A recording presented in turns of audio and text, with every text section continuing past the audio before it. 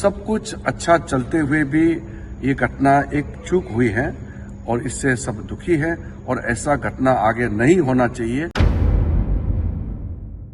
अब जब सरकार ने ये बात मान ली है कि पहलगाम में हुआ हमला सरकार की बड़ी चूक है, अधिकारियों की बड़ी चूक की वजह से यह हमला हुआ है, तो क्या गृह मंत्री अमित शाह जी इस्तीफा देंगे?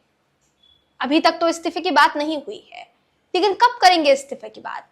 कब करेंगे इस बात का ऐलान कि वो इस्तीफा देने वाले हैं? ये सवाल इसलिए मैं पूछ रही हूं दोस्तों क्योंकि 26 लोगों की जान जाना कोई मामूली बात नहीं है। आप ये कहकर कि आपसे चूक हुई, आपके अधिकारियों से चूक हुई, ये कहकर पल्ला तो नहीं झाड़ सकते, क्योंकि 26 लोगों ने, निर्दोष लोगों ने अपने परिजनों को खोया है, जिनको भरोसा था कि कश्मीर अब बहुत सुरक्षित है और सुरक्षित हाथों में है। जिस वक्त से देश में मोदी सरकार आई है उस वक्त से कश्मीर का नक्शा बदल चुका है, कश्मीर के हालात बदल चुके हैं, माहौल बदल चुका है, क्योंकि मीडिया ने भी अक्सर यही तो दिखाने का प्रयास किया कि अब वैसा कुछ भी नहीं है।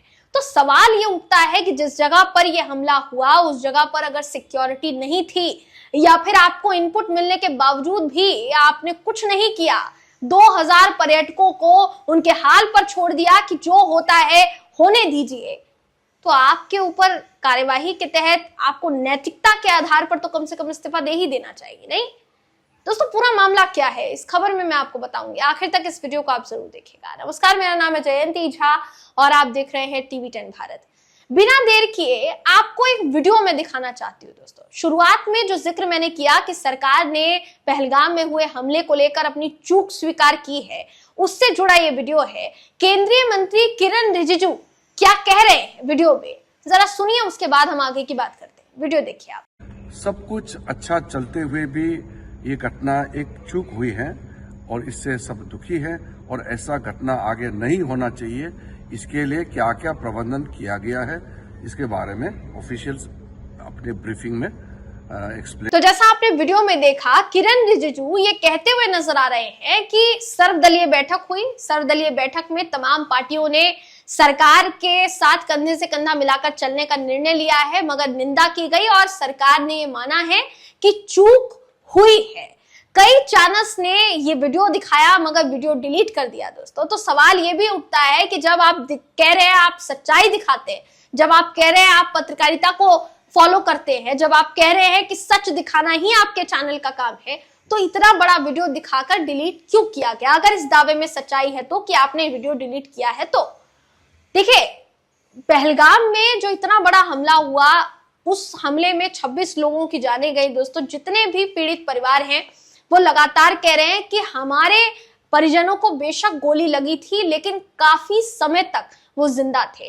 आर्मी समय पर पहुंचती अगर, या कोई भी प्रशासन का अधिकारी, कोई भी प्रशासन से जुड़ा व्यक्ति अगर वहां पर पहुंचता, जल्दी पहुंचता, तो फिर हमारे परिजनों को बचाया जा सकता था, लेकिन कोई वहां मौजूद नहीं था। इतना बड़ा सिक्योरिटी लैप्स होता है और आप सिर्फ ये कहकर पल्ला झाड़ लेते हैं कि चूक हुई है, तो जवाबदेही कब तय होगी?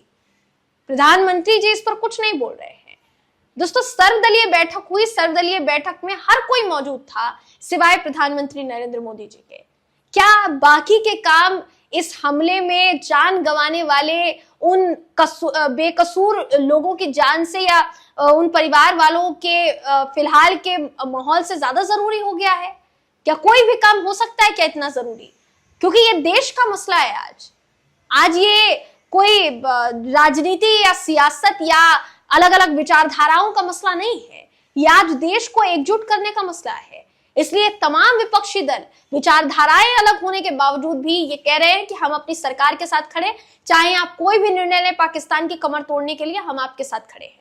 आप निर्णय लीजिए, आप फैसला लीजिए, ये तक कह दिया विपक्षी पार्टियों ने इस सर्वदलीय बैठक में। मगर फिर भी सवाल कई है जिसका जवाब सरकार को देना चाहिए, लेकिन सरकार जो है फिलहाल जवाब देने से बच रही है।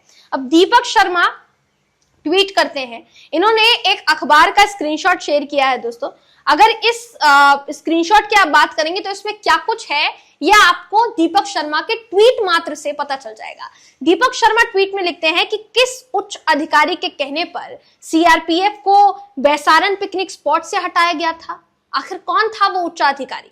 जिस स्पॉट पर 1-2 हजार पर्यटक रोज आते हो, वहां से सीआरपीएफ क्यों हटाई गई? उस स्पॉट को सुरक्षा विहीन क्यों किया गया? क्या गृह मंत्रालय और आईबी का असेसमेंट बैसारन को लेकर गलत था और इस गलती ने आतंकवादियों को बड़ा मौका दिया?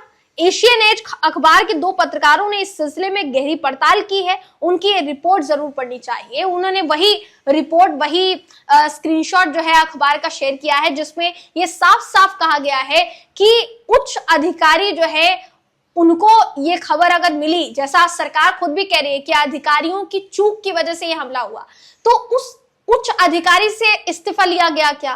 कितने लोगों को अभी तक सस्पेंड किया गया है इस मामले में? कितने लोगों पर सरकार ने कार्यवाही की है? रिपोर्ट तो सामने आनी चाहिए कि कितने लोगों पर अभी तक कार्यवाही हुई है। आपने इस्तीफा नहीं दिया, गृह मंत्री जी ने इस्तीफा नहीं दिया, रक्षा मंत्री जी ने इस्तीफा नहीं दिया, हमारे प्रधानमंत्री जी ने इस्तीफा नहीं दिया, लेकिन कम से कम उनसे तो इस्तीफा ले लीजिए जिनकी इतनी बड़ी चूक की वजह से आज 26 नागरिक मारे गए हैं, हमारे बेकसूर नागरिक, जो सिर्फ और सिर्फ जिंदगी के कुछ पल जो है अपने परिवार के साथ बिताने के लिए कश्मीर गए थे। कम से कम उनसे तो आप इस्तीफा ले ही सकते हैं, इतनी तो इंसानियत बाकी होगी आप में, उम्मीद करते हैं। दोस्तों, इस पूरी खबर पर आपकी राय क्या है, कमेंट करके हमें जरूर बताइएगा। अगली वीडियो में आपसे फिर मुलाकात होगी, तब तक के लिए नमस्कार।